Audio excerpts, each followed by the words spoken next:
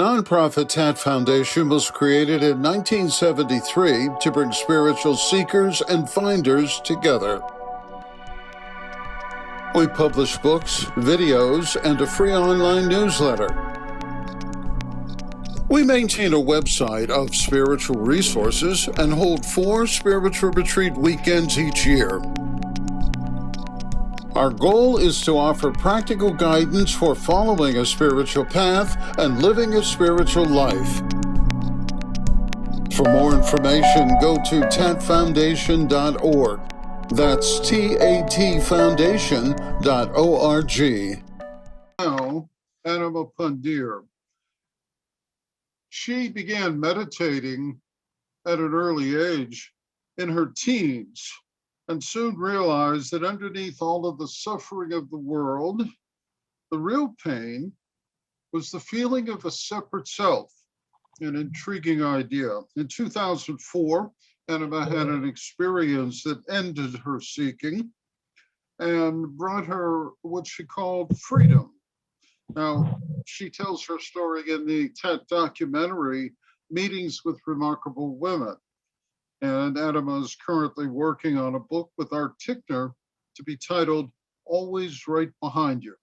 She's with us today to explore her view of the way, an essential part of the threefold path, and to take your questions. So let's start now with Anima Pundeer.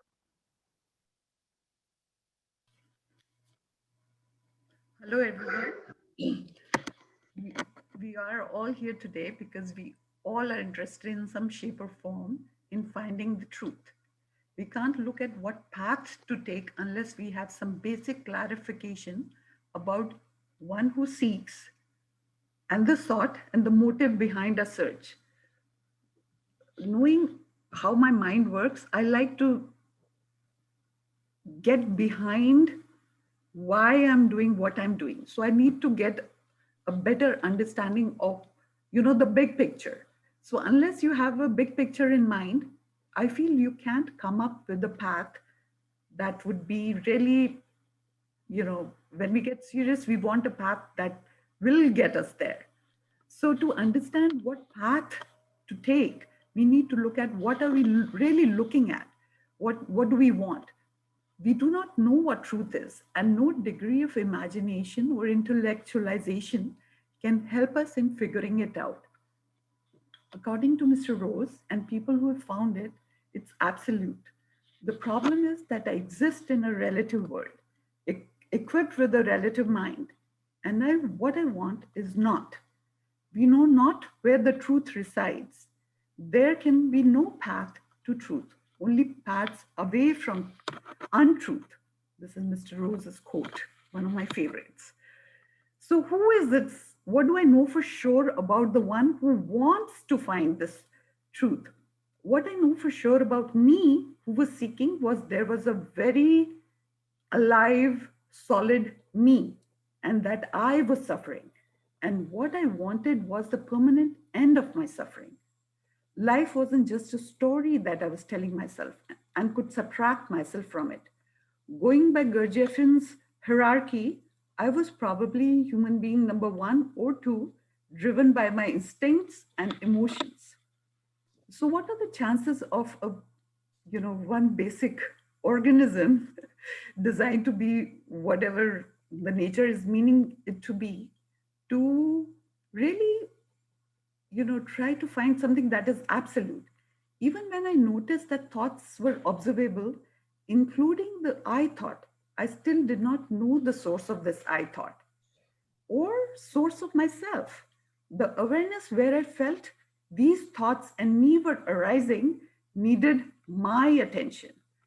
No matter how I tried to hold my head, I couldn't remove this individual I self from its center.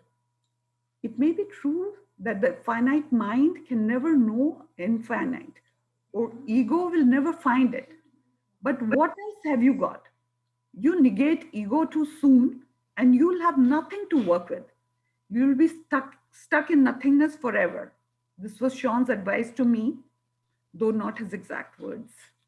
Only when we find a real identity, everything that is not true automatically falls off. Now let's look at why are we looking for truth. When we start to look a little deeper under our desire for truth, the organism is basically acting out of its natural desires to live for as long as possible. It wants to be eternal. It wants happiness. It wants to be happier than how it feels today. And that only happens when it feels complete. And time and again, the life experiences have shown that no matter what, this completion that it wants cannot come from the relative experiences. And the most important urge of the organism is to know. It cannot stand ignorance, especially when it realizes that it really doesn't know who or what it is or its source. Finding truth translates to becoming eternal, complete, and that. Mr. Rose said that you don't find, you become. The path to truth or enlightenment is the path of becoming. This I learned from Mr. Rose and through TAT. So, what are the fundamental requirements to going towards truth for figuring out our path?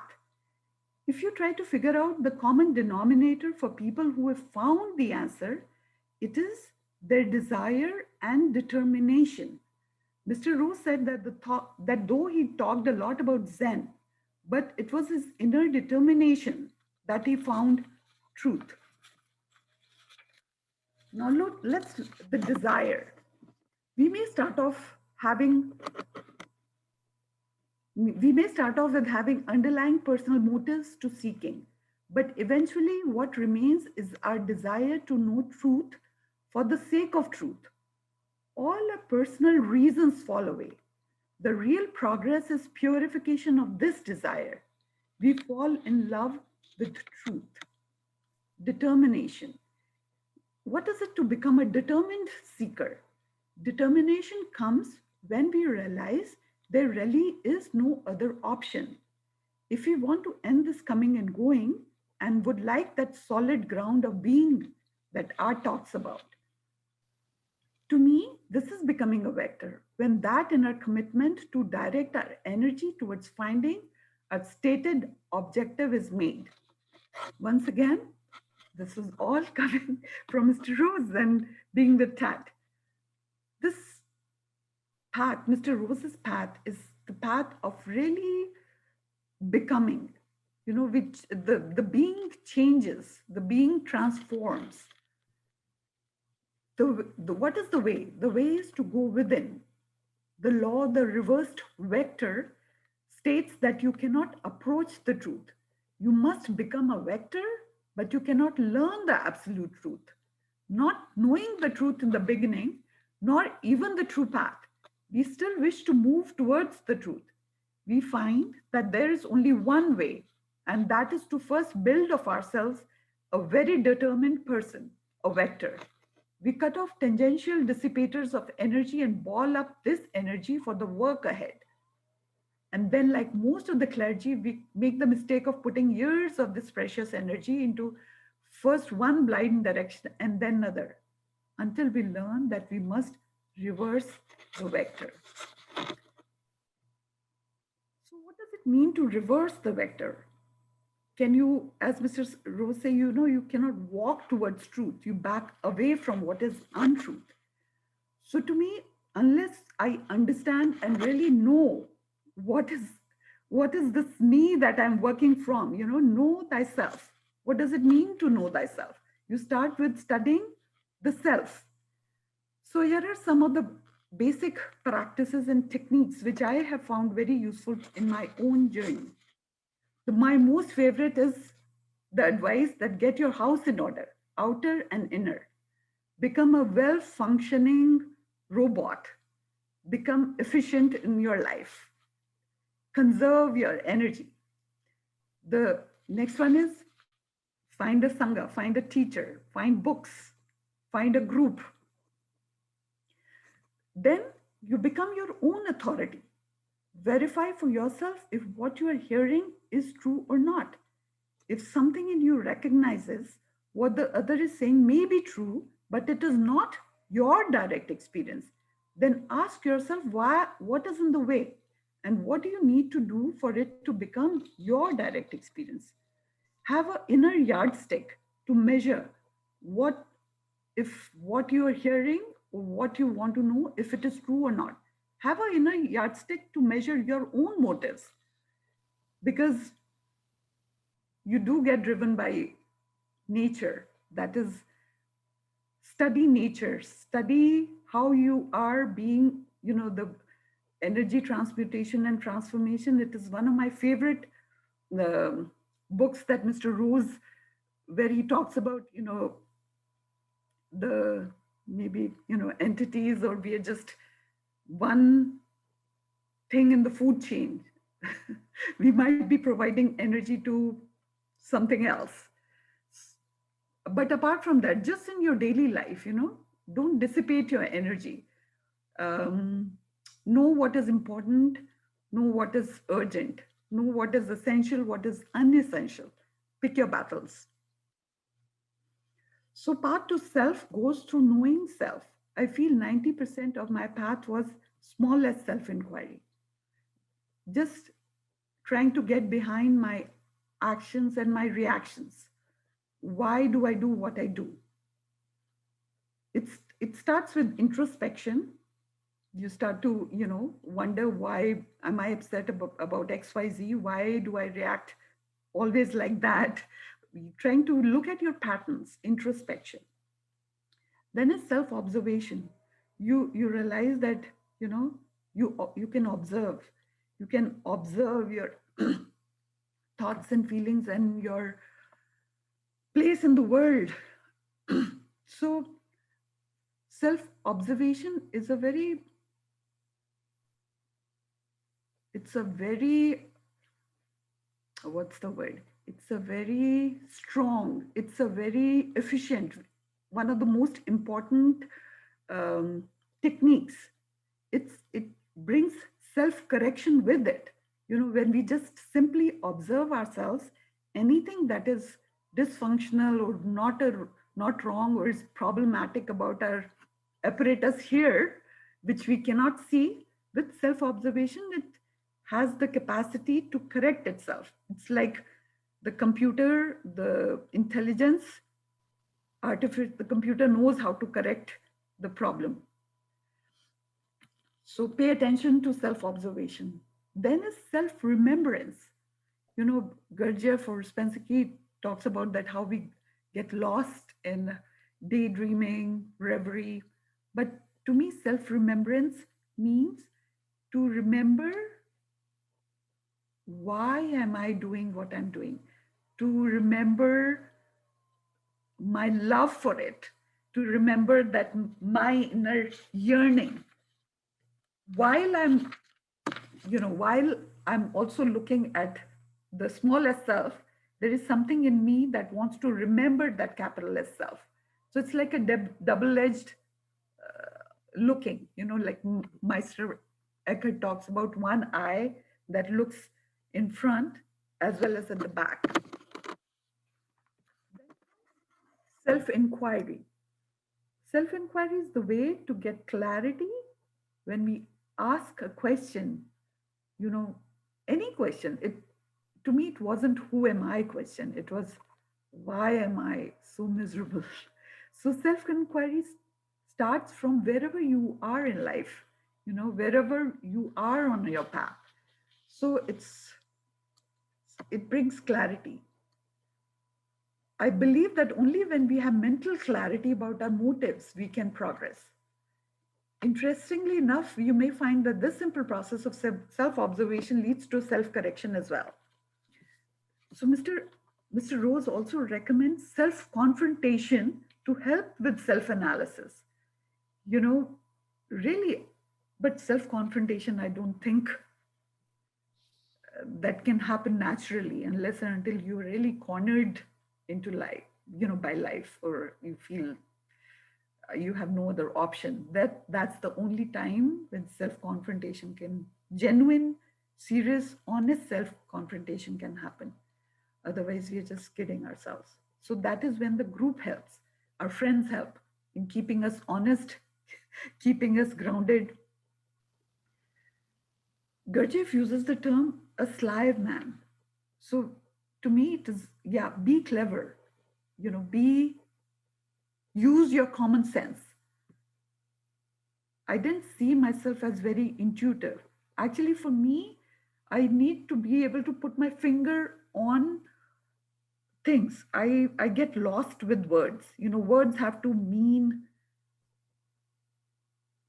solidly to me. I have to have direct experience of the word. Otherwise, I feel they're just creation of my imagination, unless until it is my direct experience. So for me, I couldn't put my finger on what really is intuition. How do you know what is intuition? What is just my, day-to-day appetite driving me? Why? How do I know that this is what is intuition or this is what my personal preference? So, so I figured if I use common sense, that that helps. Then another, this, I think Mr. Rose was very fond of D words: desire, determination, and then discrimination. He talks a lot about discrimination, learning to discriminate, learning, finding that yardstick where, you know, figuring out what is true, what is not true. You're just relative true or not true, relative efficiency or not. So using that discrimination. And then he says respectful doubt. This is the fourth D that he uses. Respectful doubt. So doubt your beliefs. It's really easy to say that, that I can look at my beliefs, I can doubt my beliefs. But really, when you put it to practice, you'll see that it comes with, you have to bring it in your attention. You have to bring it in your computer to learn to doubt, or to learn to be able to discriminate and doubt. It's not a natural way of how the apparatus works.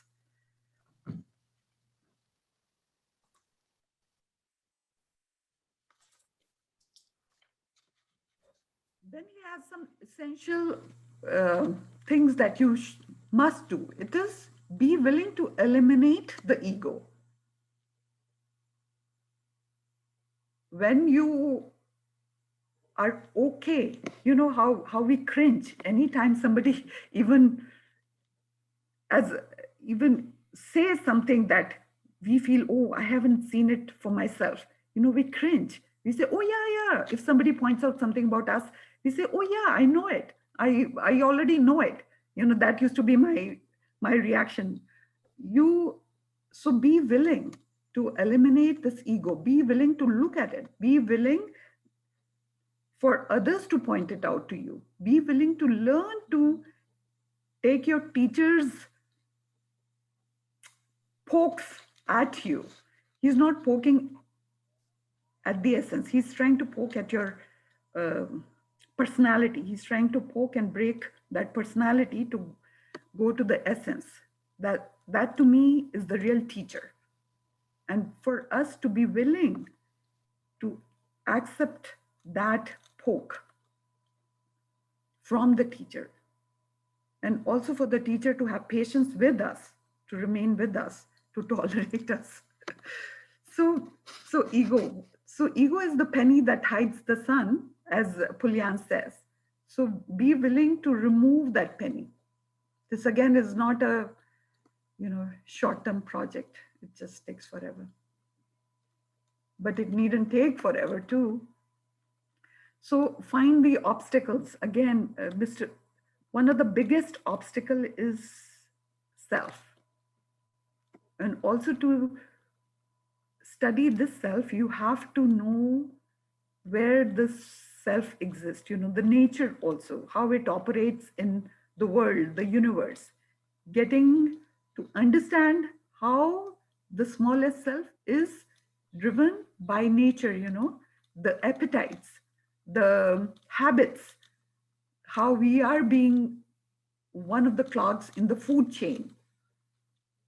So, also, you know, understanding the nature of the human being, what it really wants, survival, how it is programmed. Getting behind your own programming is how you change the programming. Unless and until you know your own limitations, your own inner obstacles, how do you go beyond it? Find the obstacles. We must know ourselves to know the barnacles of our mind. Again, Mr. Rose really had a extremely interesting vocabulary. What does it mean, the barnacles of our mind? The root problems that that are hard to see, the very subtle identities. We may say, okay, I'm not my body, I'm not my thoughts, but what are the barnacles of our mind? Then, you implement the laws. And people will be talking about, Sean talked a lot about law of the ladder and other laws. Then one of the other practices that Mr. Rose recommended is find transmission from someone who has attained. To me, I question that, because knowing my own psychology, I'm not sure that how transmission from someone else outside of this being can help in dislodging that penny, in dislodging the ego. And the real problem is in my, in that self, in my identity with the self. So, but I just wanted to bring it to your attention that this is also one of the important practices. Rapport setting probably also is one of the important practices. So to me, path to truth is really simple. It is based on making a commitment, knowing what you really, really want, and then becoming a vector, reversing the vector. The universe will align itself to help you, to assist you. So, though you cannot put a time commitment to it, or you can't say that when will you find it, but there is something in us that gets more and more serious as we walk along. The progression to me is when we start to really know within ourselves that this is the only game left for us to play. And you don't threaten that, oh, I'm ready to quit because I'm not ready to quit. I'm ready to quit because, oh, I've had enough of this searching, I'm just tired of the seeking. This of course, this is not a tangible goal. There is no immediate gratification. And yet, you can't quit. It's, yeah, so you make a commitment to something that's intangible, and just something in you recognize it, something in you knows it, and being in touch with that yearning, being in touch with that longing for truth. And ultimately, it is surrender. The minute you surrender, it's right there.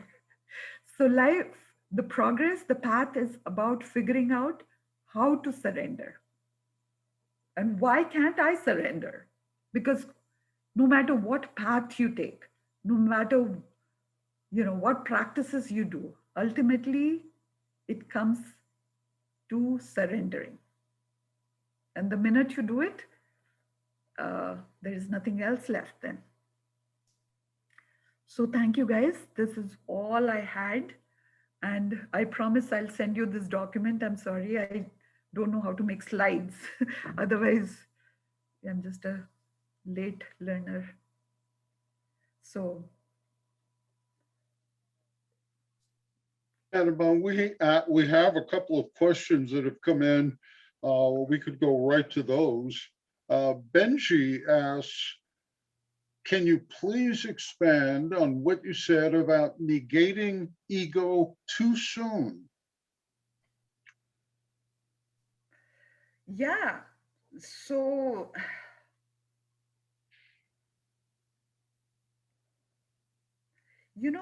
saying that, oh, I'm not the doer, um, or saying that, yes, there is no one here. There is, I'm just a, I'm just a, I thought I don't exist too soon, then there is nothing. What are you looking for? Or you know it. You know it, that when you're being really honest, that if there is really no one here, the I thought, the identity, that there is no one here, that may be true. But it's only when you find your true identity, when you find your true self, that is the that is when you realize that there was no one here before. But before you find it, if you start telling yourself that there's no one here, that I'm not, or the I it's good to not give importance to yourself. It's good to say that I'm not the king of my universe. I'm not the center of my universe. So everything else is also as important as me. Not giving self importance is also required. However, to say that, oh, I'm not, too soon, before you find who you really are. And that's the only way to know who you are. Until then, there is something in here, no matter what you say, the I remains. So be Okay, selfless. Yeah. we have a question from Brett. Brett wants to know, how do you give up hope of finding answers in the relative world? Is this possible before realization? Hope of finding answers in the relative world.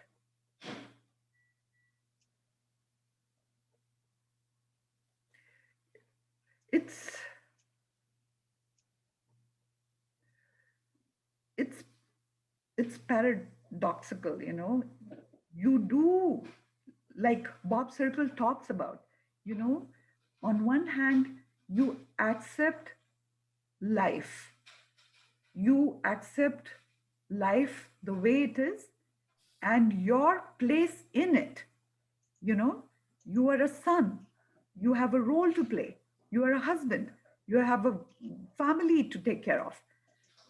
It's the world. You accept the world for what it is, and you accept your role in it. And yet, by living that life, by living that role of your place,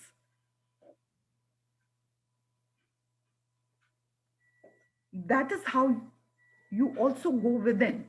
You know, it's, how shall I put it? Um, it's not the world, your relative world, your relative. It's your inner journey. I feel inner journey becomes more and more intense.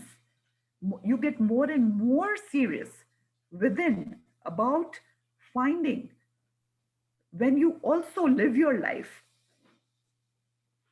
It's, and then the relative wants and needs, the renunciation. There is a word in Hindi, it's vairagya. I don't know how to translate it. It's renunciation. You can be living in the world and yet renounce it. I know it comes with when our desire, it's as I said, progress is purification of that desire. Progress is, yeah. So the relative world is not the problem. Okay, we've got a question from Patrick. Patrick wants to know, he says, transmission from my research from a teacher is important in the sense that self-definition requires comparison, contrast on a feeling level. He says, is there anything more to transmission do you feel?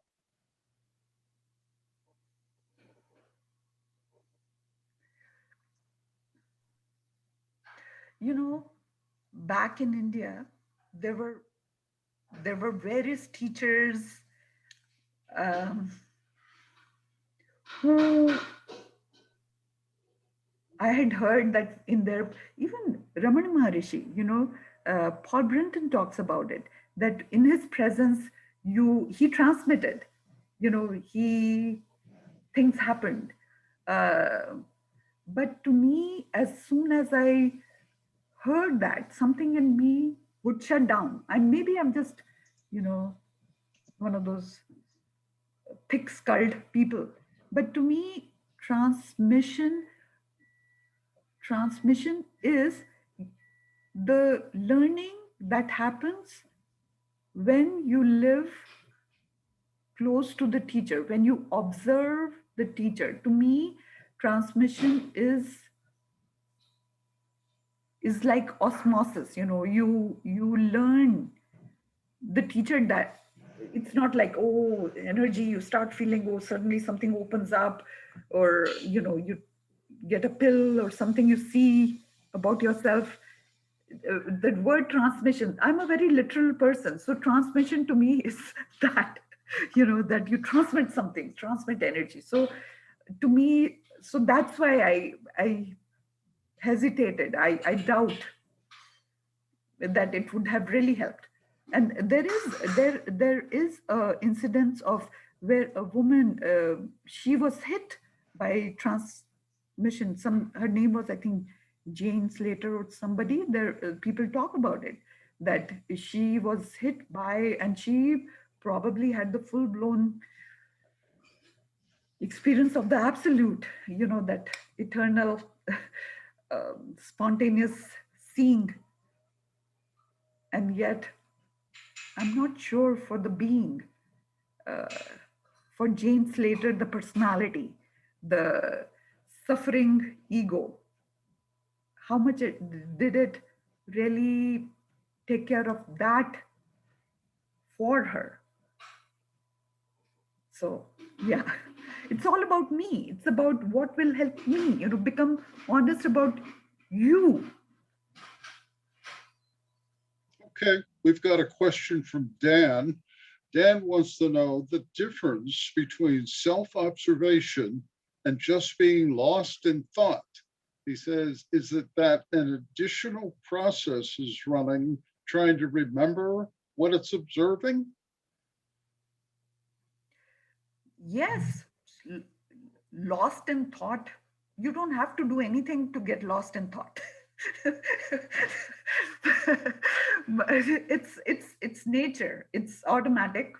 You know, you just this any horizontal space, mind, time, life. You don't have to do any extra effort to fill it up. Uh, so being lost in thought is not, it's sleepwalking.